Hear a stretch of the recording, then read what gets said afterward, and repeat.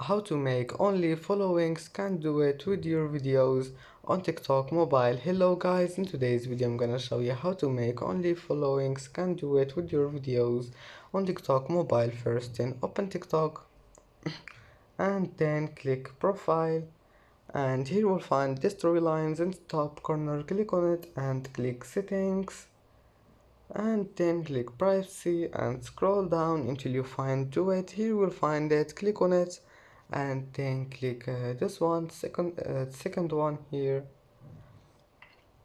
and now only followers that you follow back can do it with your videos, and that's it. Go back, it will be saved. And that's it for today's video.